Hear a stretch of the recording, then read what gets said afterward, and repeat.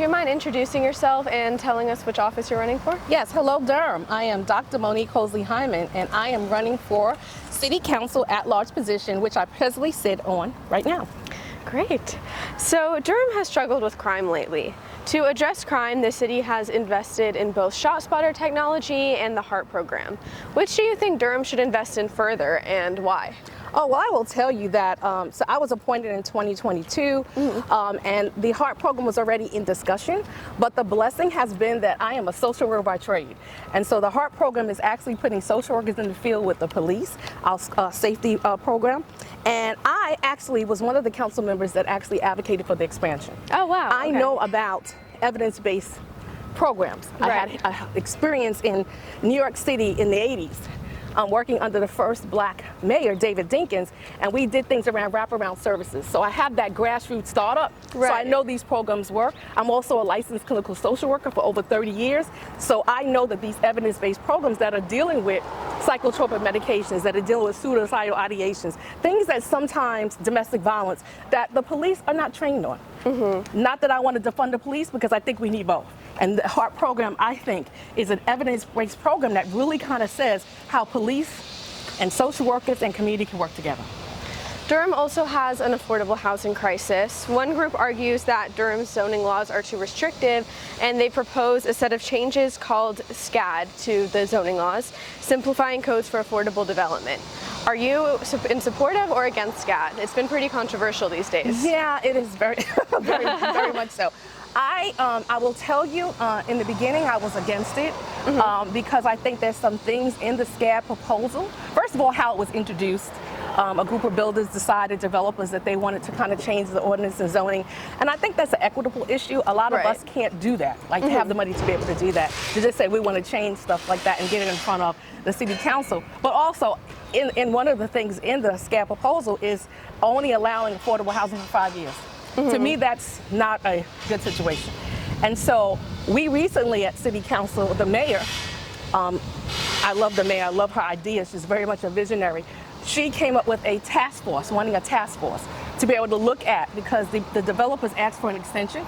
I am very happy about that, because we're not only going to have community members on this task force to look at the SCAD proposal document, but also 2 council members, Dejana Freeman and Leona Williams, both who are running for mayor. So I am hopeful that we'll have some good dialogue in terms of what we can live with, what we can't live with, and I'm thinking that I'll be able to make a better informed decision once this task force is able to give us their report. Got it. Right. This is good information for people to know. Pausing here, we can see there's been some changes to Durham's Skyline.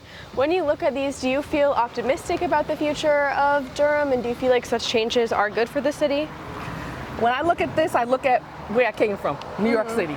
And one of the reasons why I moved to North Carolina was because I like space, I like openness, I love the environment. I'm very much an advocate of environmental justice and environmental sustainability. And I know we have to build, but we need to build in a way where we're not displacing people and where we're not harming the environment. So when I look at these stories going up, I feel sometimes that is not what Durham's culture was. We were very much environment, we were very much space, we were very much, you know, like culture, being outside. So this looks like we're back in a city, and I'm not really, that's not really what I'd like to see. Right.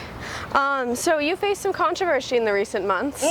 You were accused of attempting to extort a developer by suggesting you would support his project if he contributed to your election campaign, and that charge is being investigated by the SBI. What's your response to that charge?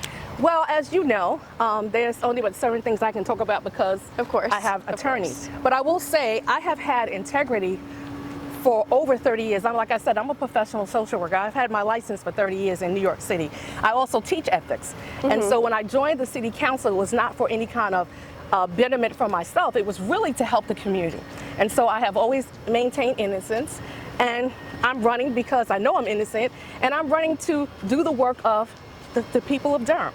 One of the reasons why I think I face so much, I guess, issues is because I did not come in and conform to the status quo, which was vote the way people wanted me to vote. Right. And I clearly did not do that, and that's when I started facing issues.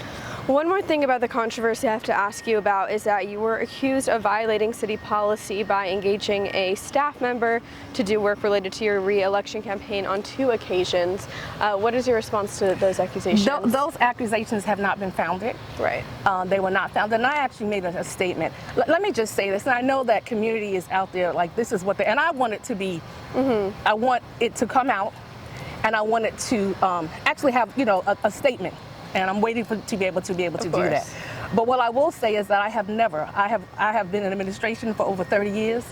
I have supervised people.